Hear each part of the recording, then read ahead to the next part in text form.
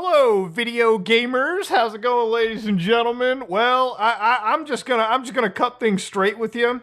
Are you a fan of Studio Ghibli movies? Are you a fan of AI generation? Well, your worlds might have fucking collided. Now, I want to start off by saying that what we're looking at over here is very AI generated prompts that are actually getting to a point where, if I was an artist, I would probably be worried for the future of my job. Okay, so let me show you a few things that have been going on. Now, if you ever watched the movie Scarface with Tony Montana and that pile of cocaine, well, ladies and gentlemen, this is a Studio Ghibli version. Now, an artist didn't make this, okay? An actual AI algorithm looked at this image based on the original from the movie and just put it together in Studio Ghibli form. Now, obviously, this is not the only image. You probably watch movies like The Godfather, okay? Now, again, I don't even need to show you the original images. I think it's pretty evident for anybody watching that this is, in fact, from the movie The Godfather. Of course, if you're somebody that's watched good old Pulp Fiction, you probably remember these two characters. Obviously not in the Studio Ghibli version, because that never existed until like 24 hours ago. So yeah, ChatGPT, one of the biggest AI companies in the world, has now released a brand new model known as ChatGPT 4.0. Not really brand new, but a significant update to image generation. Now, look, I've been looking at image generation from all the way back in the fucking NVIDIA Gauguin days. But I made videos when we looked at things like DALL-E when it came out, and I think the general sentiment at the time was, yeah, this is impressive, but obviously real artists are still far better than what this is generating, and that's true. In fact, speaking of good artists and artwork, we in fact do have to promote our new merch. We have a drop that is literally less than 3 days out. It will not exist anymore. And getting some of our hoodies actually out here alongside our delicious coffee mugs that you can put your delicious coffee into. You too have the last chance to pick up a new Some Ordinary Gamers hoodie, ladies and gentlemen. Cute artwork design, absolutely good materials, absolutely good product. I highly recommend it. Great way to support the channel, but you all know I had to get that plug in somewhere, ladies and gentlemen. That said, let's back out and get right to the video again. SomeOrdinaryGamers.store. Check it out. You've got around 2 days, just a little over, to get this merch drop. After that, it's pretty much done and dusted. But now we're looking at the infamous meme, all right? You know, the boyfriend turning around looking at the other woman, okay? And the girlfriend's pissed. Yeah, I don't even need to show you the original. I think just looking at this alone triggers a synapse in most people's brains and tells you what this image is actually supposed to look like versus the AI-generated Studio Ghibli thing. Now, one of the things that obviously when it comes to artificial intelligence is looking for errors, right? Like there's a lot of times where errors show up. For instance, windows don't appear level. There are weird architectural issues that you see. But over time, it just gets better. And this is the thing, like, I'm not going to say that this is better than human art, but it's getting to a point where literally months, within like 30 days, there are so many advancements in AI that it's actually genuinely scary if you're somebody working in the creative field. Just speaking from like a actual like creator in the space that has seen how even amongst YouTubers or people in the content creation circuit, commissions are really important, and it's a great relationship YouTubers have with people who are, again, artists. You know, how you can get your art in thumbnails, how you can get your arts in videos. But the reality is, I think from the start and the get-go with some of this technology, those guys are about to be the first ones that are really going to be hit in all of this. I think when it comes to people who are commissioning art, people who are producing art, you know, this kind of stuff is just so easy to source, and it's so easy to just put in a prompt, and the turnaround time is literally faster than any human being can output a real piece of art. That, you know, the fact that it's good enough, I think most people, unfortunately, it is to say that most people do not care about the methods involved. They just care about the consumption of the product. And in that case, the moment these AI technologies get so good, and unfortunately they really are for people in the creative fields, most people will just consume or commission from these tools to begin with. And really, it's the copyright now that people are going to have to be looking at if you want any form of actual protections. And it is interesting to look into the copyright side, but that'll be towards the tail end of the video. Now, I'm not somebody that's super against artificial intelligence. I do use it mostly for things like, planning out my day, maybe doing like a quick search. Deep research is super duper cool to me. Like I can throw in a prompt and it will just look through obscure parts of the internet while I'm doing it, almost like I have a buddy on the side of my computer that I can call on at any given moment. But of course, artificial intelligence is like those technologies that has like a really awesome purpose, and it can also be used in a fucking nefarious way too. And I would say it is quite nefarious when one of the most popular animation styles from one of the most beloved, iconic fucking animation studios has basically been reduced to easy replication by a fucking $20 a month AI feature. Now, yes, you do have to pay $20 a month in order to do this, and I was kind of debating putting my faces as memes for this as well, too, for the thumbnail for the video, but honestly, given the ethical ramifications of all of this, I really feel it was probably better to source it from like an actual artist. So you might be wondering, but Muda, isn't this illegal? Well, I decided to look up a lot of the legalities based around copyright, and while copywriting actual art pieces is totally okay, it's something that you can do all the time. Copywriting an art style, on the other hand, is actually difficult. You can't copyright an actual art style because people can replicate the Studio Ghibli style of animation. They just can't copy exact animations or even characters or copyrighted entities in those designs. It's actually complicated how copyright laws, especially like this, work. And of course, obviously, it'd be one thing if people were just generating it, but when you got the CEO of the goddamn service throwing up a Studio Ghibli version of himself, oh boy, ladies and gentlemen, they do not give a fuck. They very much are kind of okay with a lot of this happening. Now, there's been so much Studio Ghibli AI generation shit that it has actually been quote-unquote burning their servers. It's super fun seeing people love images in ChatGPT, but our GPUs are melting. We're gonna temporarily induce some rate limits while we work on making it more efficient. Hopefully won't be long. ChatGPT free tier will get 3 generations per day soon. So because so many people are requesting Studio Ghibli shit every goddamn second of the day on planet Earth, these GPUs are cooking. Now, obviously, it's a bit of a hyperbole. I'm sure that GPUs aren't literally melting down, but you get the idea, right? The amount of power being consumed to generate this prompt is fucking insane. I did try it on a ChatGPT subscription that I had, and the generation of the image is substantially longer than just a base image generation. It really does feel like you're putting ChatGPT servers and hardware through the ringer every time you actually generate an image like this. And from what I've heard, there's also animations that can be done within the containers at ChatGPT, but this is not something I was actually able to achieve. However, I have seen Studio Ghibli-styled AI animations, which kind of blow my mind, okay? Just from an animation perspective, it's kind of scary if you do work in the AI field, right? Now, obviously, if you are somebody that is an animator, look, animation is one of those, like, I want to say passion project jobs, where people love watching animated cinema. People forget how much an animator doesn't really make in the process.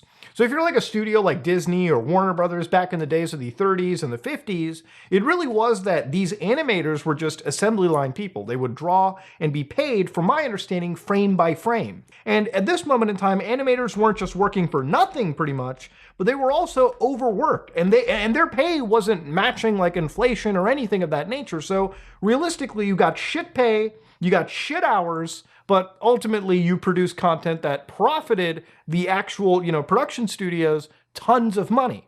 And of course, down the road with the digital age, and of course the era that we are right now, the digital age, the amount of outsourcing that exists means that literally you can outsource your animations to tons of different countries where the standard of living is low enough that you can literally pay out even less wages for animation. So the point I'm making here is a lot of big animation houses truly give a fuck about like maximizing their profit, while of course limiting the amount of cost it takes. It's just standard business. So ultimately, this Studio Ghibli shit that we're seeing right over here, the reason why it's so scary is with AI already so popular in like big games, like I believe Call of Duty has a bit of AI peppered into it as well too. I think even Activision admitted to it.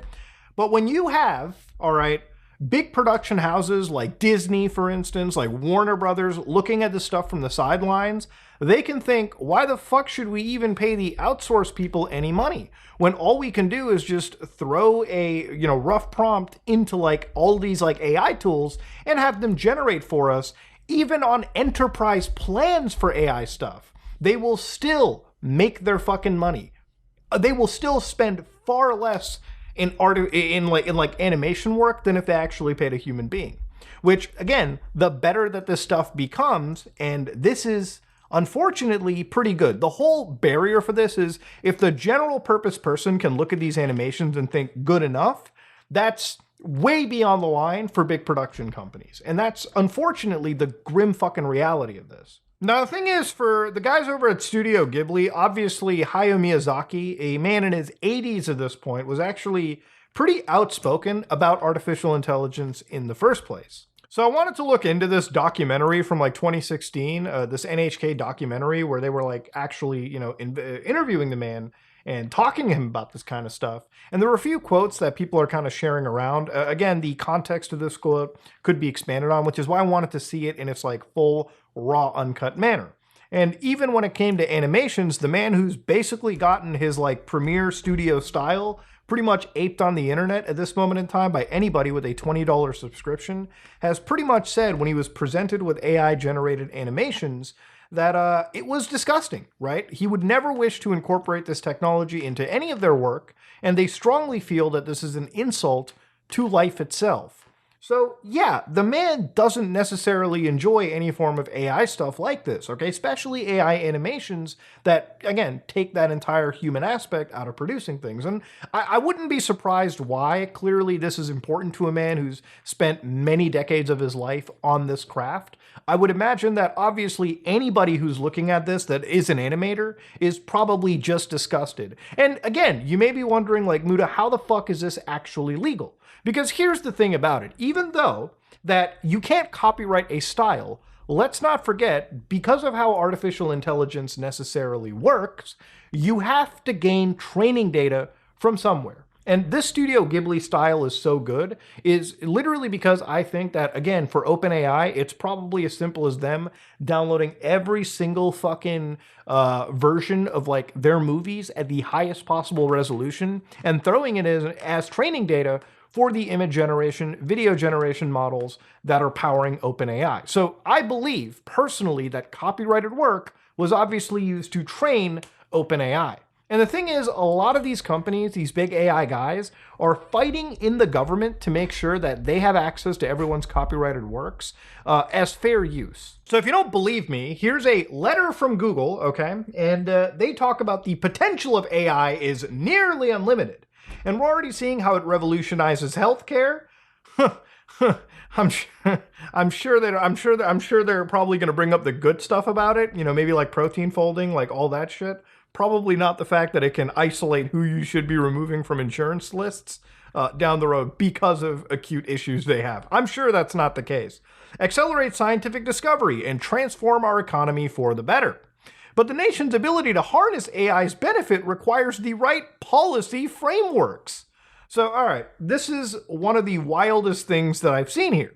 So when it comes to copyright, balanced copyright rules such as fair use and text and data mining exceptions have been critical to enabling AI systems to learn from prior knowledge and publicly available data, unlocking scientific and social advances. So yeah, a lot of the data that's publicly available for free, they've already scraped and grabbed. These exceptions, so what they're listing here, allow for the use of copyrighted publicly available material for AI training without significantly impacting rights holders and avoid often highly unpredictable, imbalanced, and lengthy negotiations with data holders during model development or scientific experimentation. Even when you look at fucking OpenAI, right, like directly from the horse's mouth, this is their proposals for the AI action plan in the United States, right? And again, what they're proposing down over here, what they want the US government to do, is a copyright strategy that promotes the freedom to learn. America's robust, balanced intellectual property system has long been key to our global partnership or leadership on innovation. We propose a copyright strategy that would extend the system's role into the intelligence age by protecting the rights and interests of content creators while also protecting America's AI leadership and national security. So hold on a minute. What are we actually like promoting over here? The federal government can both secure Americans' freedom to learn from AI and avoid forfeiting our AI lead to the Chinese by preserving American AI models' ability to learn from copyrighted material. So what they're carving out is a special exception, right? Let's say you make a copyrighted movie, and I can't download that copyrighted movie and share it with the world. Obviously, it's your copyright. It's your material. You decide what you want to do with something that you've made with your own hands or tools or whatever. What OpenAI wants is, yeah, copyright's cool, guys, but like, what if we had a special exception just for us? Because remember, those fucking Chinese are beating us at AI right now. We got to keep up. We got to catch up. They want the ability to pirate everything in the world. Not you, but them. That's it. That's what these big companies kind of fucking want, all right? And it's as simple as that.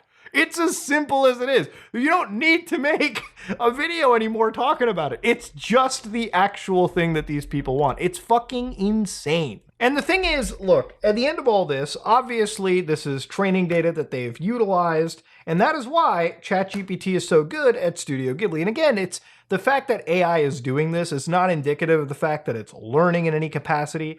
It's a great regurgitation model. It really is.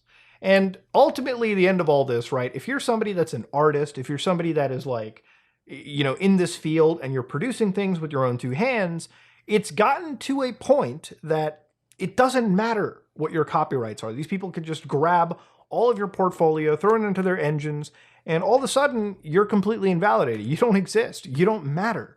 AI is one of those things that genuinely is kind of cool, but the implications, the amount of creative jobs, you know, at least in animation, that are already really bad from like from a cost benefit perspective. When you jump into these things, you go through all the schooling, the training, the education, and you're still making fucking all. And now the technology that these guys are making, you bet your ass they're going to lease for their millions of dollars a month to big companies like Disney, any production house. And all of a sudden, those production houses, let's say they wanted 300 animators that year, they might only need fucking 30, all right? Someday they might need just prompt engineers, to be honest with you. So I really don't think that these people should be allowed to carve their own exception on what is piracy, just so that they can create a technology that is so computationally expensive just to generate filtered Studio Ghibli images, right? I really feel like there is an actual copyright piracy law being broken. And honestly, I wouldn't even be against that if it wasn't for the fact that for the average person, it's completely illegal and wrong. But for people like OpenAI and Google and like every single AI company, they want it to be legal for them. It's completely rules for me, but no rules for me, but rules for thee type mentality. Crazy shit. But yeah, I really feel like the Studio Ghibli stuff is just another example of like how this has become incredibly normalized. It really has been.